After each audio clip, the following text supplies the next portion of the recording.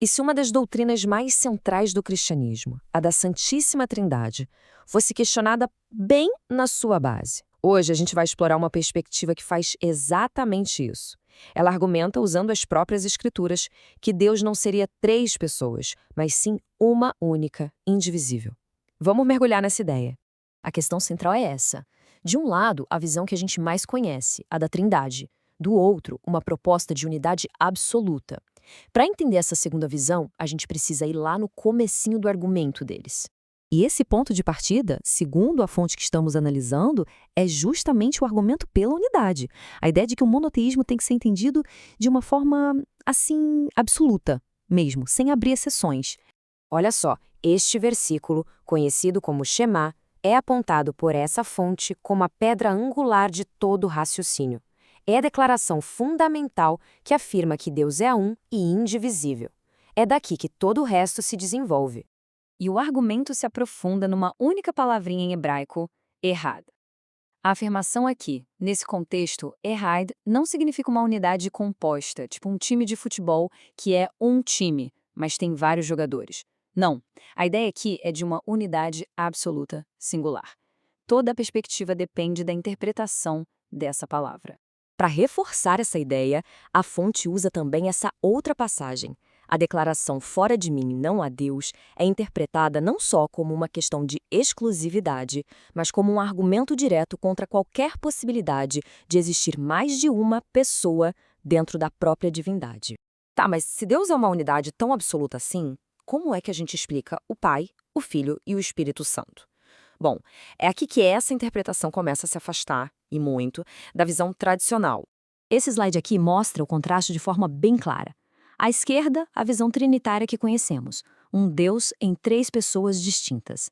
À direita, a visão da fonte, que eles chamam de triofanista. A ideia é de um único Deus, uma única pessoa, que se manifesta de três maneiras, ou em três dimensões diferentes. Então, como é que essa visão explica uma cena como o batismo de Jesus, por exemplo? A proposta é que ali não temos três pessoas interagindo. Em vez disso, seria um único espírito que está em todo lugar, agindo ao mesmo tempo em três canais. O físico, com Jesus no rio, o visual, com a forma de uma pomba, e o auditivo, com a voz que veio do céu. A fonte também levanta uma questão de lógica. Pensa bem, se o que define uma pessoa é o seu espírito, então três pessoas distintas não teriam que ter três espíritos distintos? Isso, segundo eles, bateria de frente com a passagem bíblica que afirma que existe um só espírito.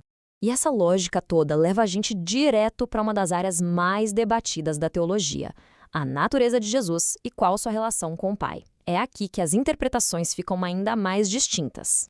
Eu e o Pai somos um. Poucas frases na Bíblia geraram tanto debate. A questão que fica é, que tipo de um é esse? Uma unidade de propósito ou algo bem mais profundo? A interpretação dessa fonte é que se trata de uma unidade de essência. A ideia é que um único espírito se manifesta de duas formas. Uma forma metafísica, que seria o Pai, e uma forma física, humana, que seria o Filho. A unidade está no espírito que anima os dois, e não em duas pessoas separadas que concordam entre si. Mas e essa outra passagem? Ela é muito usada para argumentar que existe sim uma distinção clara e talvez até uma hierarquia entre o Pai e o Filho. A fonte, no entanto, dá uma explicação diferente para isso. A frase "o Pai é maior do que eu" não seria sobre uma hierarquia de poder ou de status. Seria sobre a forma metafísica ilimitada, o Pai. É, por natureza, maior que a forma física ilimitada, o Filho. É uma comparação de estados de existência e não de pessoas. Para fechar o raciocínio, a fonte enquadra-se o debate todo não apenas como uma questão de teologia, mas também de história.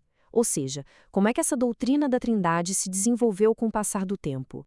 A alegação principal aqui é que a doutrina da Trindade, do jeito que conhecemos hoje, não é encontrada de forma explícita na Bíblia. O argumento é que ela foi uma formulação que veio depois, desenvolvida ao longo de séculos para unificar a crença e combater outras interpretações que estavam surgindo. E essa linha do tempo ajuda a visualizar o argumento. Começa com o que a fonte descreve como monoteísmo estrito do cristianismo lá do início, e aí vai passando pelos momentos decisivos dos concílios de Nicéia, em 325, e de Constantinopla, em 381, que foram onde essa doutrina foi sendo formalizada. Então, para a gente resumir as diferenças, vamos colocar tudo lado a lado. Na divindade, 3 pessoas contra uma só, no Pai e Filho. Pessoas distintas contra manifestações distintas da mesma pessoa. Na unidade, uma unidade de essência contra uma unidade absoluta, indivisível. E na doutrina em si, um mistério revelado contra uma interpretação histórica. E isso tudo nos deixa com uma pergunta fundamental. A natureza de Deus é um mistério para a gente simplesmente aceitar pela fé? Ou é um enigma a ser decifrado através de análise e interpretação? A fonte que a gente explorou hoje se inclina claramente para a segunda opção, mas a resposta final, bom, essa fica para reflexão.